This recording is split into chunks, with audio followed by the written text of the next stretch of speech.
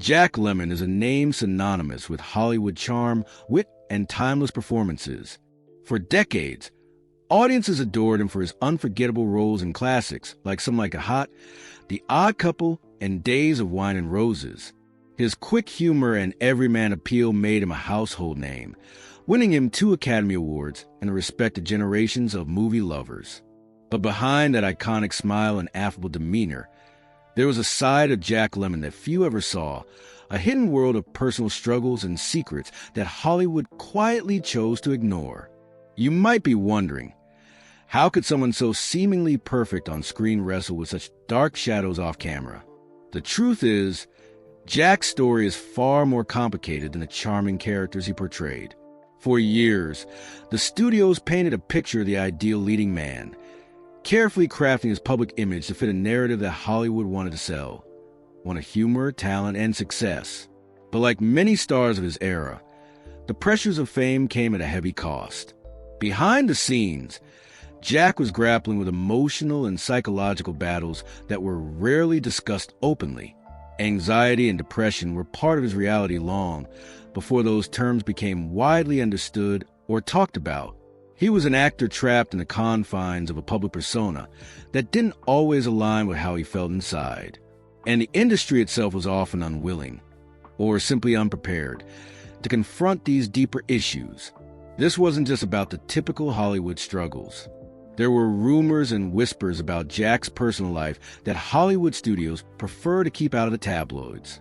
Stories hinted at substance struggles, strained relationships, and clashes with powerful figures in the industry. While many of these rumors remain unconfirmed or carefully brushed under the rug, they point to a far more complex man than the one audiences were invited to know. The contradictions in Jack's life, between the public laughter and private pain, paint a picture of someone caught in a relentless tug-of-war between fame and self-preservation. He was a man who could make millions laugh one moment and then face crippling loneliness the next. It's this duality that makes his story so compelling and so tragically human. As we dive deeper into Jack Lemmon's life, prepare to discover the layers beneath the surface, the battles Hollywood didn't broadcast, and the secrets that have stayed hidden for decades. The charming face you remember was just a mask, one worn brilliantly but at great personal cost. What followed that smile was a story filled with resilience, conflict, and the complicated price of being a star. But that was only the beginning. Jack Lemmon's performances were so genuine, so layered, that many assumed he was simply being himself on screen. But in reality, much of what he brought to his roles came from a well of inner turmoil that few people understood. One of his most critically acclaimed performances, in Days of Wine and Roses, wasn't just a role. It was, according to some who knew him, a reflection of his own life. In the film, Lemmon plays a man spiraling into alcoholism. It was raw, emotional, and painfully believable. But what the cameras didn't capture was that Lemmon had long been battling his own demons with alcohol. He kept it hidden well into the prime of his career. While others in Hollywood were drinking openly, Lemmon's struggle was quieter, more internal, more self-destructive. Friends and co-stars would later admit they noticed the signs but never dared confront him. After all, this was Jack Lemmon, America's lovable star. Who would question the guy who could light up a room just by walking into it?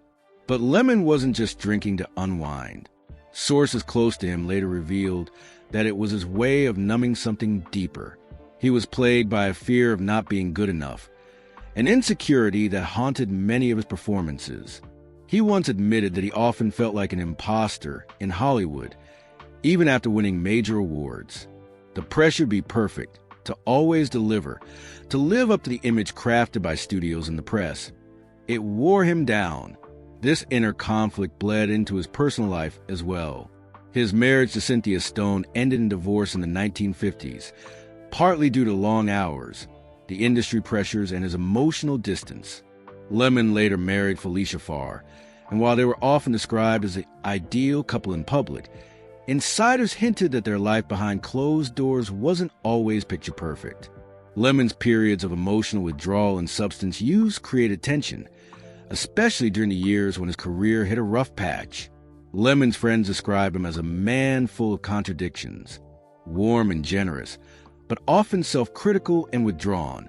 He could command a room with his charm and wit, only to retreat into himself hours later. Some chalked it up to the curse of being too sensitive in an industry that demands emotional armor. Others believed he was simply trying to survive in a system that didn't allow its stars to be vulnerable, especially not men. His drinking escalated during his mid-career slump in the late 70s, as roles became scarcer and the pressure mounted. Still, Lemmon never spiraled into public disgrace the way others did. He kept his demons private, his breakdowns behind closed doors, and his vulnerabilities masked by carefully crafted smiles. But the pain was always there, just below the surface. And as Lemmon continued to perform and charm audiences around the world, few realized just how much of himself he was sacrificing in the process. Because the next chapter in his story would reveal how the industry that made him a legend also nearly broke him. By the 1960s and 70s, Jack Lemmon had become a household name. Critics adored him. Audiences trusted him. Studios banked on him. But behind the fame and awards was a darker reality. Hollywood didn't just celebrate Lemmon, it exploited him. Lemmon was typecast early on as the affable, anxious everyman. And while he excelled in these roles, they boxed him into a corner. Time and again, he was called upon to play the same variation of the worried husband, the lovable loser, or the timid friend. Roles in films like The Apartment and The Odd Couple earned him accolades, but they also reinforced a persona that he couldn't shake, even when he wanted to. What many fans didn't realize is that Lemmon yearned to break out of the mold. He wanted to play darker, grittier roles. He longed to dive into parts that challenged him emotionally and psychologically. But Hollywood, driven by profit and predictability, had other plans. Casting directors often dismissed his requests, seeing him only as a guy who makes people laugh and cry just the right amount. It wasn't until Save the Tiger in 1973 that Lemmon truly shattered expectations, delivering a chilling, broken performance that earned him an Oscar. That Oscar win should have been his moment to redefine his legacy. But the truth? It changed little. Studio heads remained skeptical of his dramatic weight. Agents advised him to stick to what works. And so, despite his talent, Lemmon spent much of his career fighting to prove he was more than a charming face. And it wasn't just his artistic freedom being compromised. Industry insiders have since revealed that Lemmon was under immense pressure to maintain a squeaky clean image at all times. Any hint of scandal, be it personal struggles, behind-the-scenes clashes, or his well-hidden drinking habits, had to be buried immediately. Publicists were assigned control every narrative, and Lemmon, being deeply self-critical, often blamed himself for any bad press, even when it wasn't his fault. He was also used as a pawn in studio rivalries. Competing executives fought over which projects he should take, sometimes forcing him into films he didn't believe in. Lemmon, ever professional, would smile through it, but behind closed doors, he grew resentful of the way his image was controlled. Even his friendships in the industry were sometimes transactional. There were producers and directors who praised him publicly, only to blacklist him quietly if he questioned creative decisions. Lemmon began to feel isolated, not because he didn't have fans or friends, but because very few people saw the real him. Still, he never lashed out publicly. He never exposed the system. Instead, he turned his frustration inward, pouring it into performances and private journals. Those close to him say he often wrestled with the idea that he was nothing more than a product, polished, profitable, and replaceable. But the toll this took was enormous. And as the years wore on, Lemmon found himself haunted by one painful question. Had he ever truly been in control of his own story? What happened next would show that Jack Lemmon was far more complex and more rebellious than anyone had ever imagined. Jack Lemmon wore charm like a tailored suit, effortless, likable, and polished. But when the cameras stopped rolling, a very different man emerged. Despite his reputation as one of Hollywood's most reliable actors, Lemmon was quietly grappling with demons that few ever suspected, and he made sure it stayed that way. One of Lemmon's longest battles was with alcohol. While he joked about drinking in interviews, making light of it like many actors of his era, those closest to him knew it was no laughing matter. He was what some called a functioning alcoholic, the kind of person who could still show up to set, nail every take, and charm an entire room, while hiding a deeply rooted dependency that chipped away at him for decades. His drinking wasn't about partying. It wasn't about glamour. It was about numbing something, stress, self-doubt, a lingering sadness he never quite explained. Lemmon was notoriously hard on himself. He could win awards and still criticize his performance. He was never good enough in his own eyes, and the pressure to maintain his success only fed into that cycle. The more he achieved, the more he feared losing it all. There were moments when his struggle with alcohol came dangerously close to derailing his career. Missed rehearsals, unexplained absences, slurred interviews. Whispers about a condition made their way through the industry, but his charm and legacy often protected him. Directors looked the other way. Publicists spun the narrative. But Lemmon knew the truth. He wasn't proud of it. In later years, Lemmon did eventually open up about his alcoholism. He admitted he had a problem, and that he'd quietly entered recovery. But what stood out wasn't the confession. It was the way he framed it. Lemmon didn't blame anyone. He didn't play the victim. Instead, he took full responsibility and hoped others might learn from his mistakes. It was one of the few times the public got to see behind the curtain, and what they saw was raw, human, and heartbreakingly honest. Beyond the drinking, there were emotional scars Lemmon never fully addressed. Some believe they stem from childhood, his father's cold demeanor, the pressure to succeed, the early sense that love had to be earned. Others point to the industry itself, which had built him up but never truly let him be himself. He was tired of being everyone's idea of the perfect man, tired of hiding behind smiles, tired of pretending that everything was fine. And yet, he kept showing up. He kept working. He kept delivering performances that made audiences laugh, cry, and believe in something better. That resilience, many say, is what made him special. Not the awards, not the roles, but his ability to carry his pain with grace and never let it poison the people around him. But behind that resilience was a secret decision Jack Lemmon made, one that would change the way his legacy would be remembered forever. By the late 1970s, Jack Lemmon was more than just a star. He was a master of his craft. But behind the award and acclaim, he was on the edge of something far more personal. One role in particular would drag emotions out of him he'd spent decades trying to bury. It wasn't just acting. It was therapy, trauma, and confrontation all rolled into one. That role was in The China Syndrome, 1979, a political thriller about a nuclear power plant cover-up. Lemmon played Jack Godell, a plant supervisor who slowly unravels under the weight of corruption and moral conflict. The intensity of the role took a toll. Lemmon, known for disappearing into his characters, found himself consumed by Jack Godell's unraveling mind. Friends on set noticed the difference. He wasn't just acting paranoid. He was paranoid. The pressure of portraying a man caught in a moral crisis struck close to home. Lemmon later admitted that this role made him confront his own anxieties, his fear of failure, of not being enough, of being part of a system he couldn't control. It wasn't the first time a character had mirrored parts of himself, but this time, the mirror was crystal clear and brutal. The performance earned him widespread acclaim, even more so when the film's fictional plot eerily echoed a real-life nuclear disaster just days after its release, 3 Mile Island. Suddenly, Lemmon wasn't just playing a part. He was the face of a chilling prophecy. The line between fiction and reality blurred, and Lemmon found himself at the center of global headlines. But while the world praised him, Lemmon was quietly shaken. The role had peeled back layers he wasn't ready to reveal. After The China Syndrome, those closest to him noticed a shift. He spoke more often about mortality. He questioned the ethics of the industry. And more than ever, he retreated into himself, often preferring solitude over spotlight. This period also marked the beginning of a deeper awareness in Lemmon, a turn toward advocacy.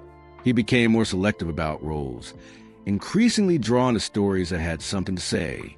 He used his fame to draw attention to social issues, though he rarely made headlines for it. Lemmon didn't want credit. He just wanted the truth to be told, even when it was uncomfortable.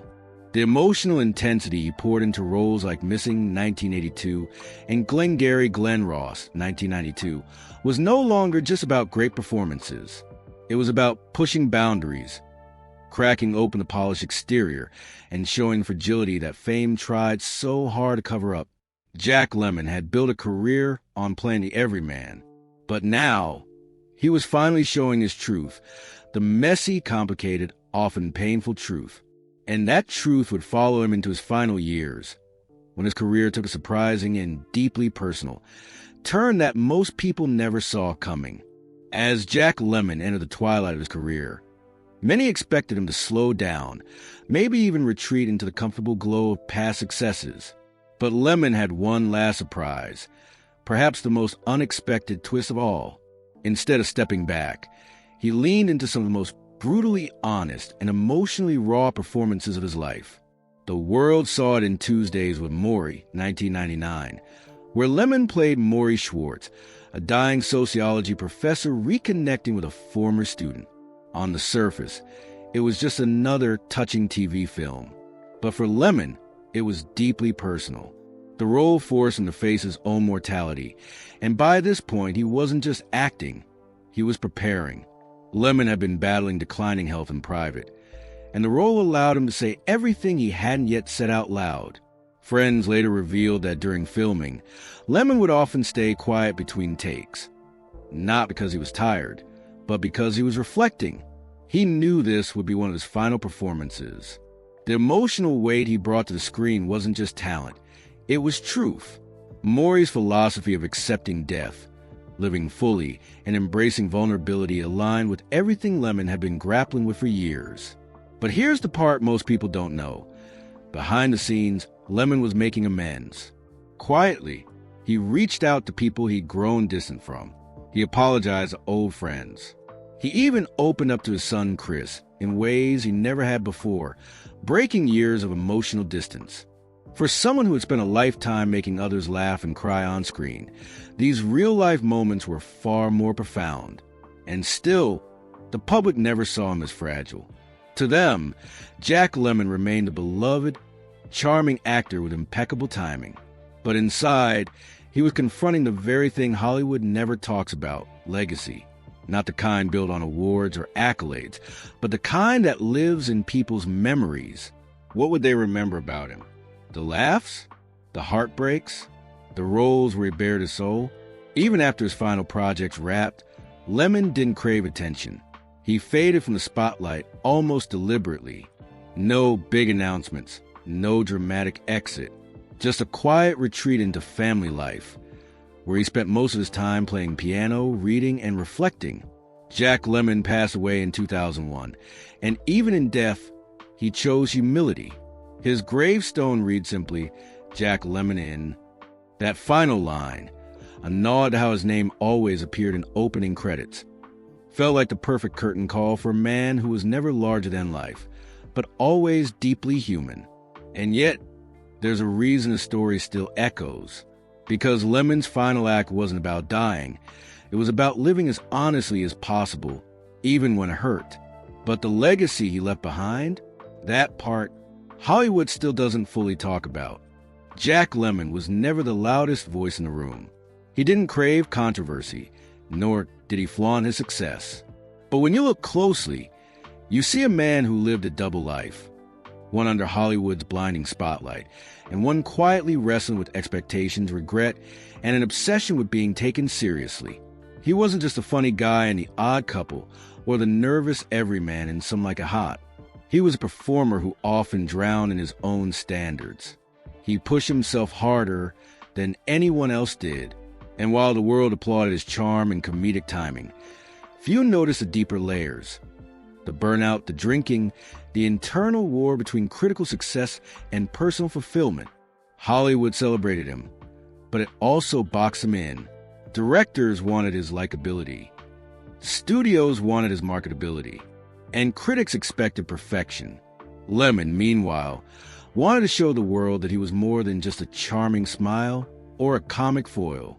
He wanted truth, and in the end, he gave it to us, raw, unfiltered, and hauntingly beautiful. His closest friends would later say that Lemmon's greatest fear wasn't failure. It was being misunderstood, and perhaps that's a cruel twist in his story. For all his efforts, the industry never fully grasped just how layered he was. They saw a performer, but beneath that, he was a man driven by deep emotion, crippling doubt, and relentless passion. And maybe that's why Jack Lemmon still resonates today. Not just because of what he did on screen, but because of what he tried to say off it, that even the most beloved icons carry burdens we'll never fully see. That laughter can mask sadness, and that sometimes the most unforgettable performances come from people quietly breaking apart inside. He left behind more than awards and films. He left behind a story, one of brilliance and brokenness, of humor and heaviness, a story Hollywood tried to polish. But we're here to remember it for what it really was. If you found Jack Lemmon's story as layered and surprising as we did, make sure to hit that like button and subscribe for more true Hollywood deep dives. What do you think Hollywood tried to bury? Drop your thoughts in the comments. Thanks for watching, and we'll see you in the next video.